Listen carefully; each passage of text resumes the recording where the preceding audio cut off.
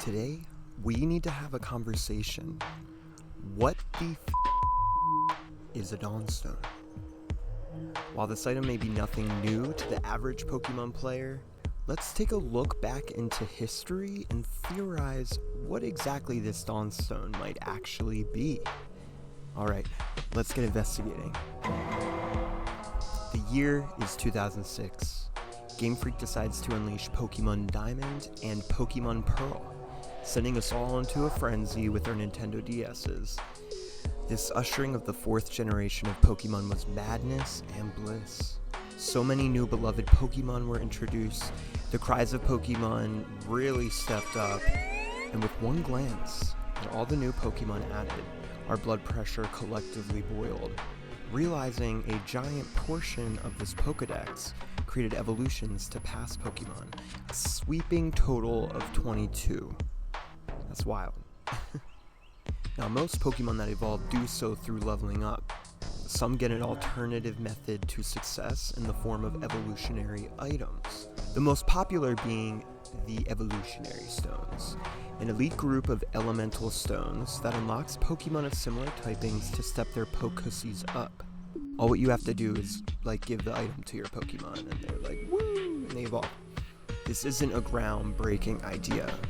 The first stones that were created were the Fire, Water, Thunder, Leaf, and Moon stones. Time goes on, and you want to break the norm, you want to do something new, you want to get, more creative. Generation 4 of Pokemon had no lack of creativity at all in the methods they created to evolve your Pokemon. Pokemon leveled up just by learning certain specific battle moves. Pokemon leveled up depending where they were at out in the world. And we also received new evolutionary stones. We received the Dust Stone to evolve Murkrow and Mischievous, a stone with a darker energy to let some spooky Pokemon have their big moment. Then we have the Shiny Stone, the brighter alternative to the Dust Stone.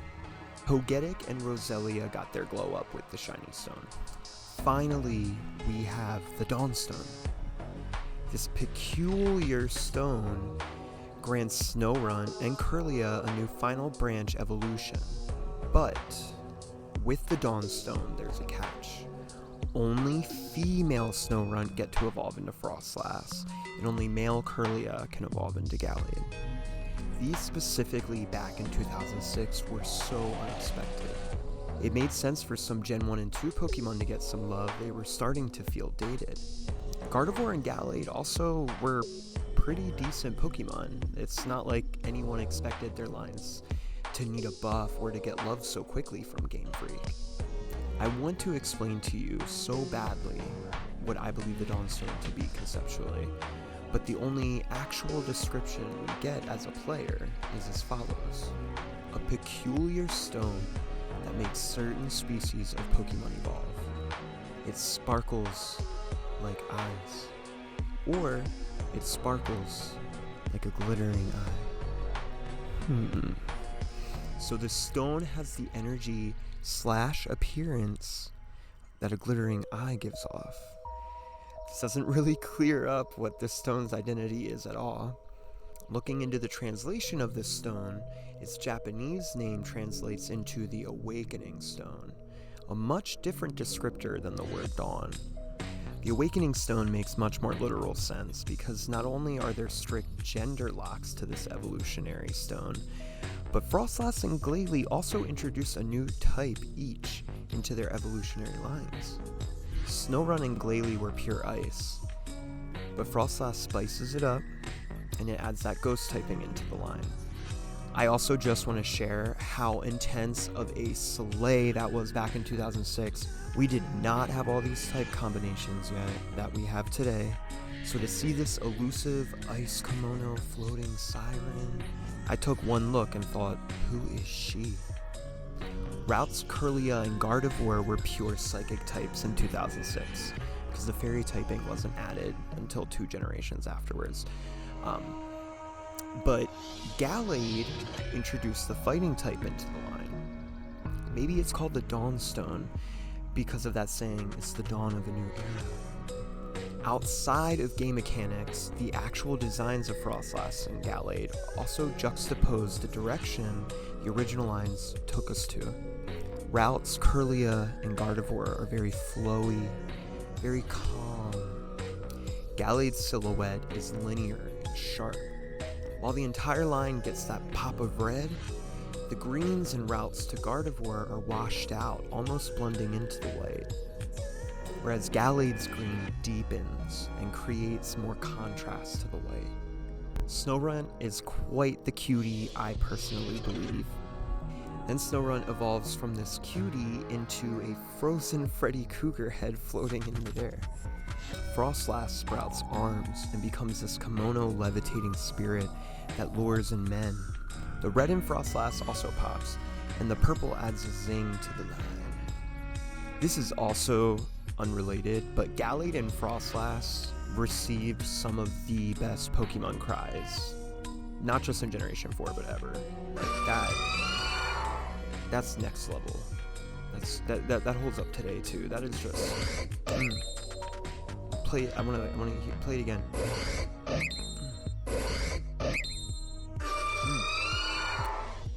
I believe the general opinion from the fanbase on this stone's intention was to give a Pokemon another option on the gender expression the design conveyed.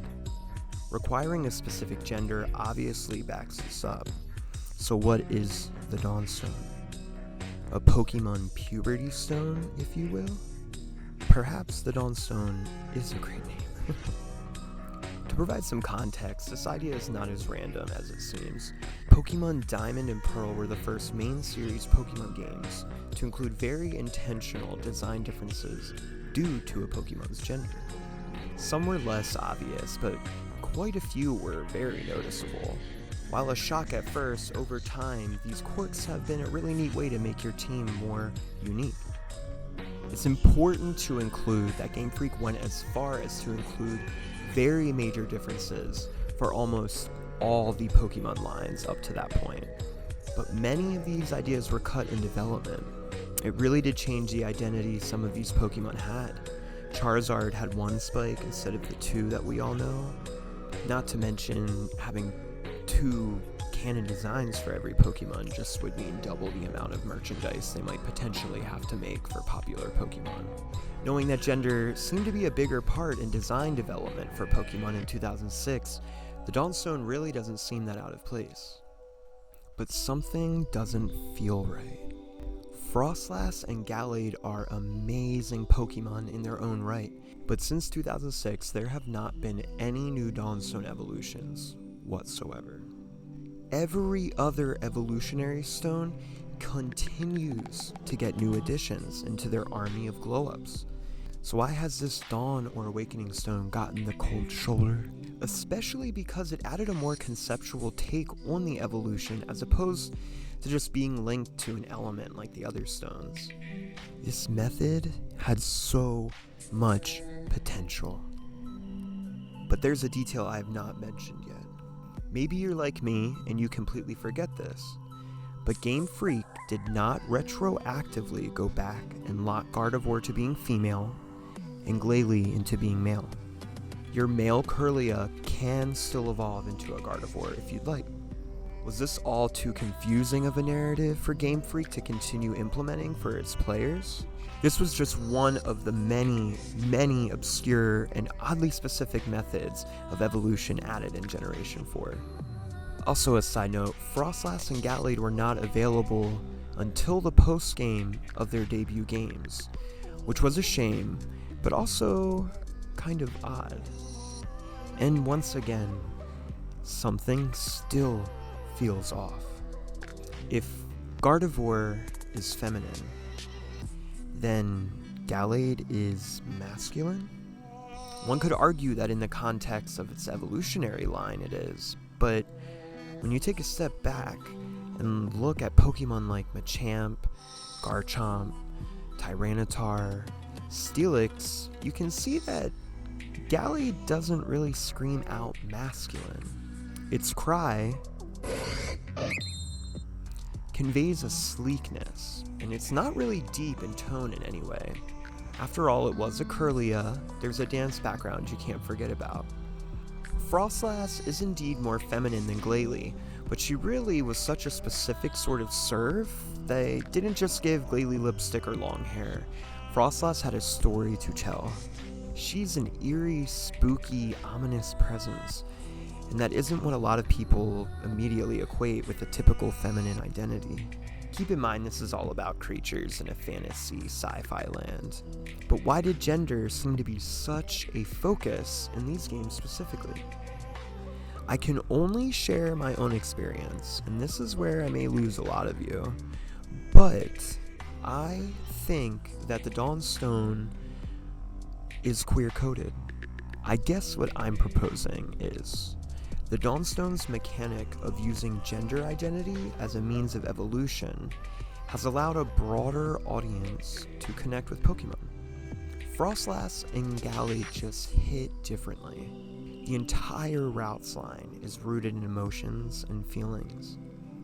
As a young player, I was already signed on to using Gardevoir, but as someone who is not the most masculine, there was something special about using this dancing boy Kirlia and watching them swish into this dancing, slicing being. Froslass's inspiration of the Yuki Onna is also Japanese folklore, where feminine ideals are used just simply to lure in men or ideal prey to their doom.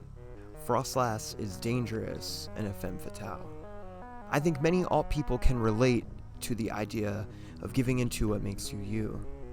I'm not trying to project human identity onto fictional sprites of monsters, but isn't that what we do when we play Pokemon? Is that not why we all have a favorite Pokemon we would go to bat for in a heartbeat? The Dawnstone might literally just be weird energy in the shape of a rock, but the clear hesitance to avoid adding more really interesting revamps on past evolutionary lines based on gender seems very deliberate to me. Gender expression also is still played with in the designs of Pokemon. We have Pokemon like Pyroar and Oinkologne that show this, weird evolutionary takes like Salandit and Combee. I even believe Iron Valiant really loops this whole queer coding into a full circle. Iron Valiant is quite the androgynous robot, which sounds really weird to say, but it is. Seemingly having qualities of both Gardevoir and Gallade, but I can't help but see the more I look into it, that perhaps the Dawnstone was made of compressed queer energy. A peculiar stone that makes certain species of Pokemon evolve. It sparkles like a glittering eye.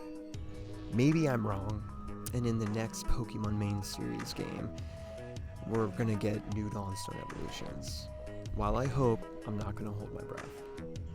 Gallade and Froslass remain in the games and remain relevant, and that's all I can ask for at the end of the day. I don't believe there's any sort of equation Game Freak is following. I don't believe Game Freak created female-only evolving Combees and Salandits to one day give them male-only evolutionary counterparts. This is fantasy and science fiction. If anything, let it not make sense. This is where we get to find ourselves in the media. With 1,025 choices, there are endless ways to express one's identity. Froslass and Gallade were a special recipe I do not think we will ever get again in the Pokemon series. I believe that the Dawnstone is truly just an elusive energy and will remain the strange stone in the bunch.